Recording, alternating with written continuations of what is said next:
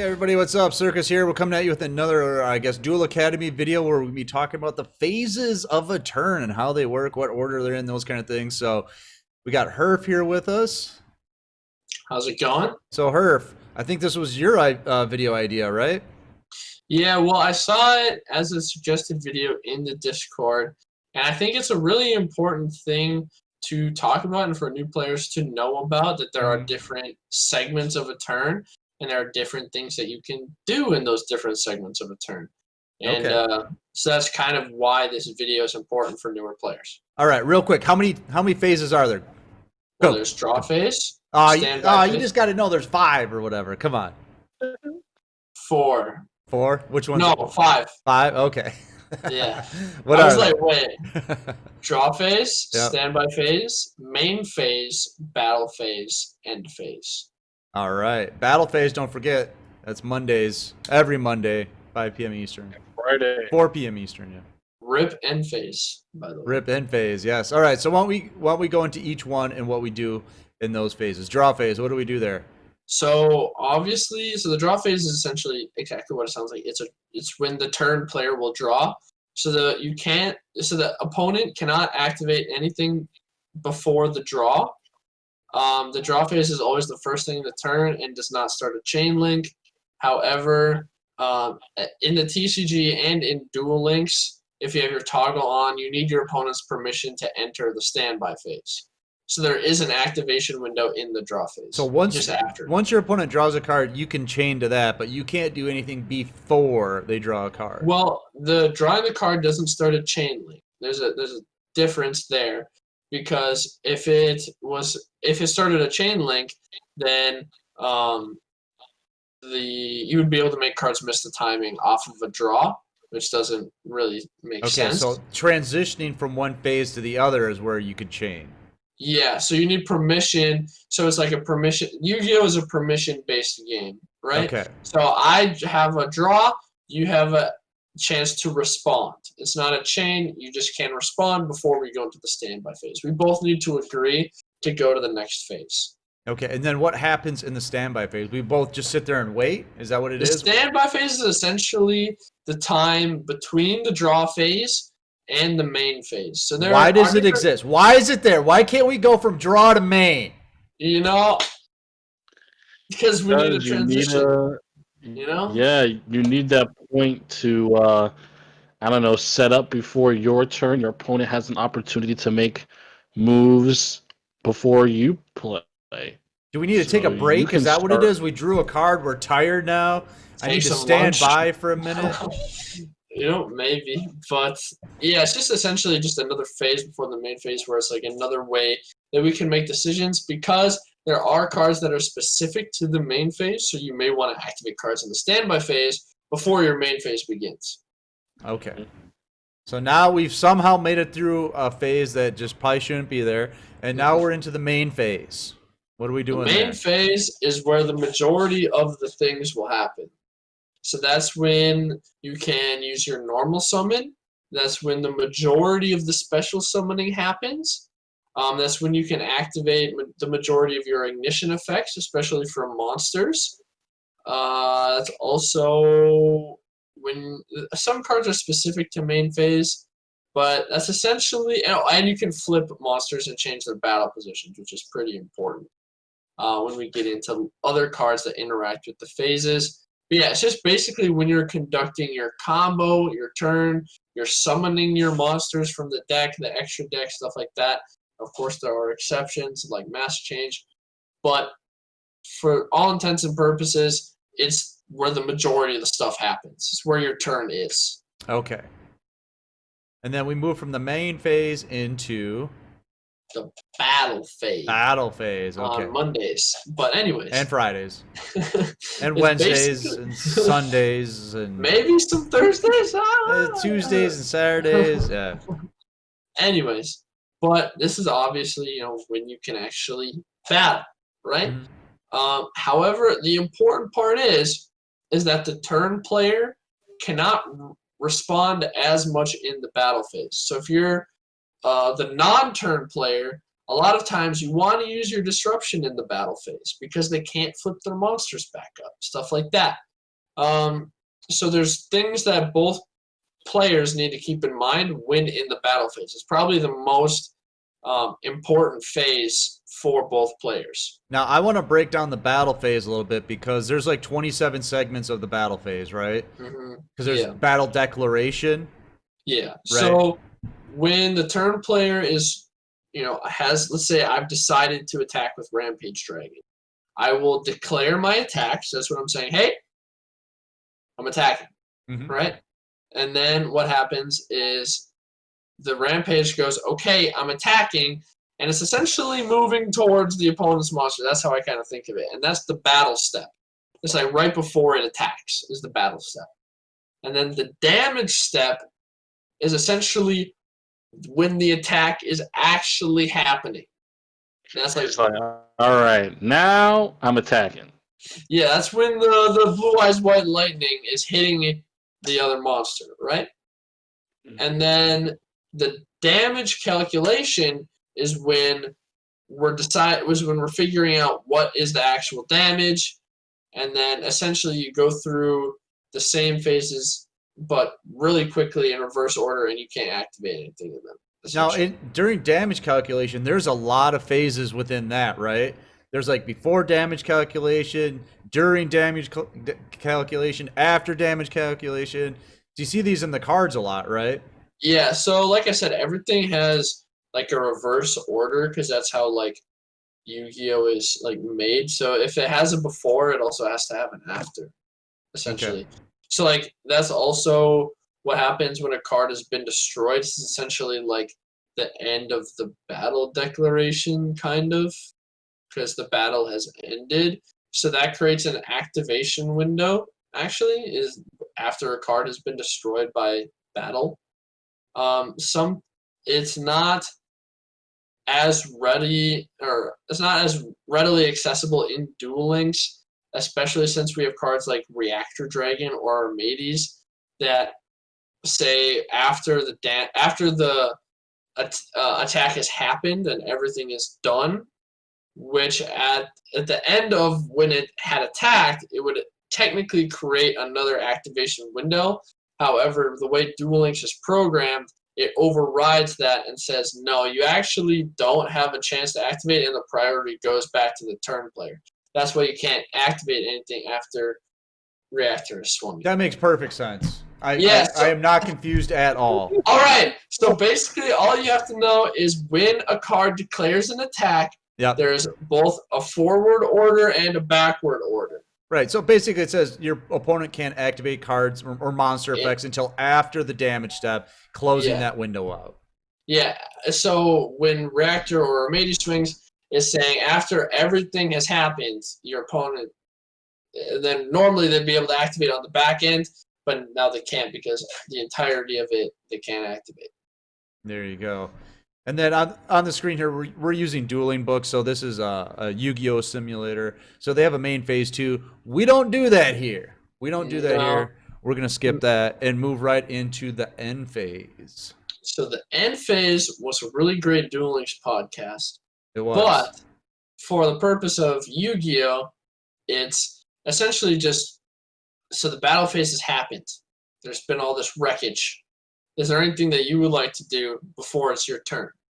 And so the opponent will definitely not be able to really respond to anything that happens in the end phase because it's the end of their turn. So a lot of times they can be even more vulnerable in the end phase. So that's when a lot of decks, like especially Cyber Dragons in particular, tend to activate all their destruction effects, is because once their opponent's board is wiped, they can't add anything else to the board anymore. Right. It's like once the end phase is over, their turn is completely over, and they can't add anything. So a lot of times it's useful to consider waiting until the end phase to use your disruption. Like a Cosmic Cyclone, right? Your opponent goes, you go first, you set your Cosmic Cyclone. They set, let's say, like 3 back row. You wait till their end phase, and then you snipe one of them. Yeah, because your opponent won't be able to react in that turn. So once you activate that, the card's just gone. Right, because they have to wait a turn to use it, and it's too late. Yep. All right, so We have some examples of cards here on the screen. Which one did you want to start with? We can start with our hand. Okay. Because once we explain what's in our hand, it'll help us explain the monsters on the field. So anti-magic arrows at the start of the battle phase. For the rest of this turn after this card resolves, spell and trap cards and their effects cannot be activated. And cards cannot be activated in response to this activation. So it has to happen right at the beginning of the battle phase. So basically what happens is that in the end of the main phase, we both agree to go to the battle phase. The turn player has priority to activate anything. So if you slap down anti-magic arrows, your opponent can say nothing about it.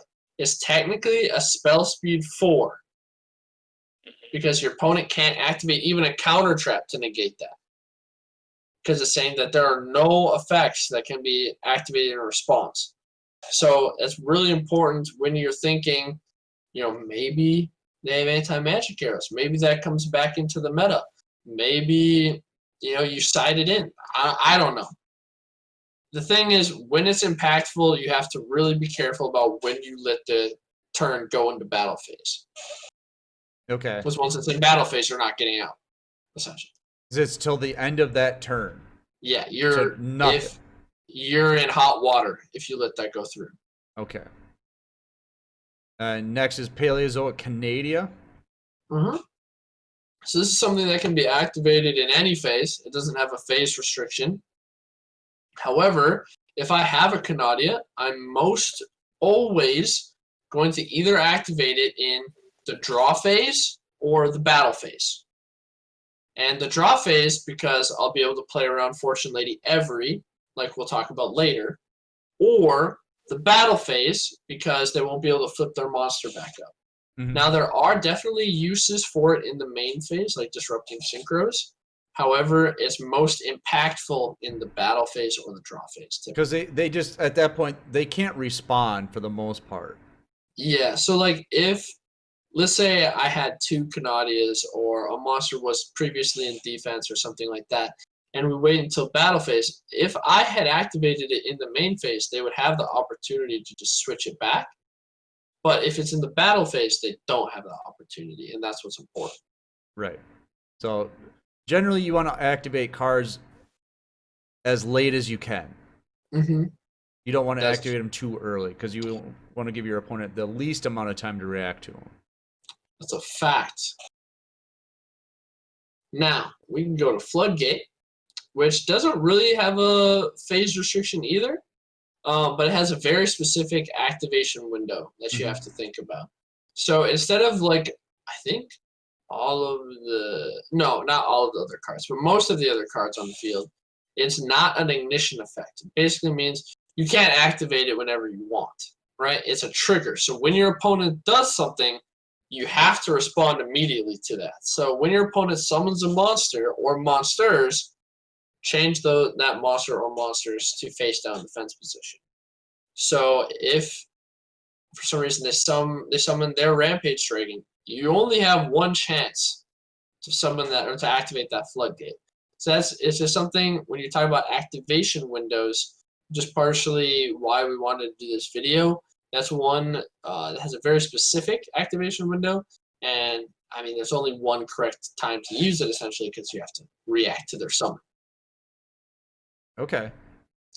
So that because it says when, not if or you can. It says when. Yeah. So it's when this happens, you can do this. So Right. It's triggered off of the other thing.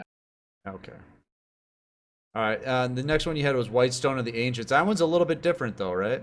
Yeah, it's pretty cool because it has both an ignition and a trigger. Right. So its ignition is in the main phase. You can banish it to add a blue-ish card from your graveyard to your hand. Right. So that's a lot of people know that. But the trigger effect is when it's in the graveyard because it was sent there this turn. You can special summon a normal blue-eyes monster from your deck. Mm-hmm. Right? So it has a main phase ignition and an end phase trigger. So these are 2 very specific different things that you can play with or play around from your opponent. Because let's say I have a Lancia, right?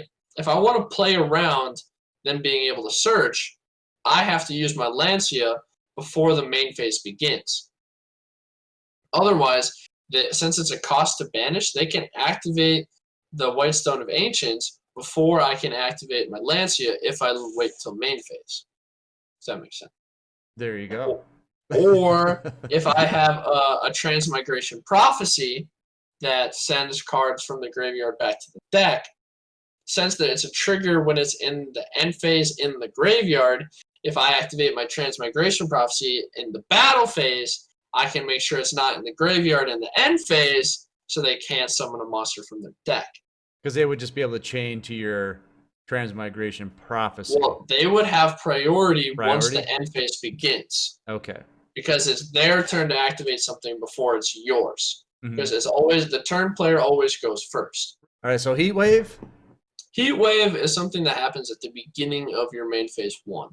So let's say if we ever get to a point ever in Duel Links where we have something like Effective Either has to happen in the main phase. Ash. If we ever have an Ash or other hand traps that are, or if we have Skullmeister, we have that in the game. If that is relevant, you can activate this at the beginning of your main phase, and you're essentially immune for the rest of the turn. It's also impactful for something like Lancia. Actually, the interaction between this card and Lancia is more important. Because Lancia you can activate at any time. So if you know that they may have a Heat Wave, it's worth considering activating your Lancia in the draw or standby phases because it's before the Heat Wave goes off or has a chance to go off so that you can do it at that point instead of getting screwed out of being able to use your Lancia. Because this says at the start of your main phase 1, but main phase. So you have to play it right there. So right when you go into main phase, it's probably going to give you the option to play it. It's the first thing you have to do. Right. If you do anything else before it, that is a no-no. You just can't play it then, right? Yeah, you can't. It's okay. Not allowed. Now, we can finally move on to the monsters on the field. Okay, what do they do? Why are we looking at these guys? So, these cards are both important in their own special ways. Okay? So, Rampage has 2 things that it can do. It has a trigger and an ignition. Its trigger is that when it's summoned, you can destroy 2 spell trap cards on the field. So, that can happen at any time, except when it misses the timing. But, yeah. Basically, as long as it's summoned on Chain Link 1, he'll pop 2. Now, its ignition is being able to dump 2 cards in order to attack 3 times. Now, you want to make sure you summon this in your opponent's end phase or your main phase so you can make sure you can activate its effect. The reason why you want to use it in your opponent's end phase is because they won't be able to activate their back row that they put there that turn. So if I have a chance to summon it in in your end phase, I'm going to do it, pop your back row. Then in my end phase, I can activate its ignition effect, send 2 cards to the graveyard, attack 3 times in my battle phase. Make sense? Yes. Get on that? Now, Fortune Lady Every is important because it's important to keep track of the phases to play around her. Now, it has 2 major phases that happen. The opponent's end phase and your standby phase.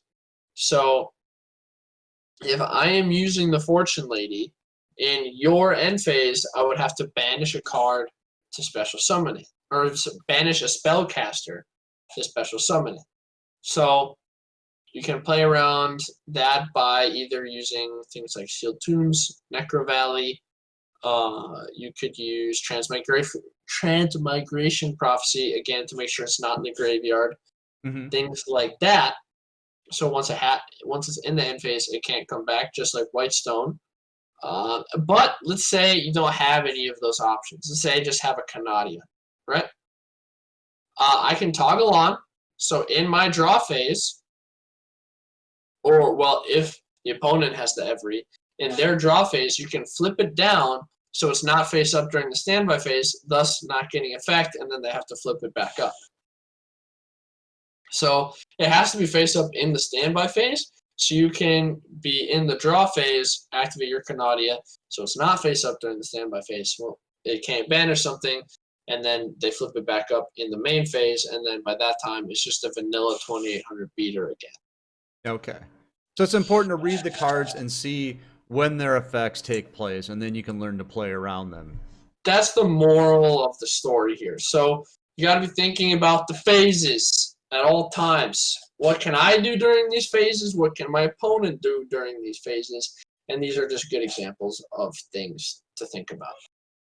I hope you guys like this video. I hope you found it informative, because when you first start the game, it can be a little confusing on what all these phases are and why they're there, what they do, and what you can do in them. So hopefully this enlightened you a little bit and maybe didn't turn the fire hose on you and knock you over with it, with all the information that Herf just vomited out of his mouth. In a good way. Good vomit. Good vomit. So make sure to get into our Discord, because that's where we host all of our tournaments, and they're always free to play. So if you're in there, you'll get announcements for them. So check it out.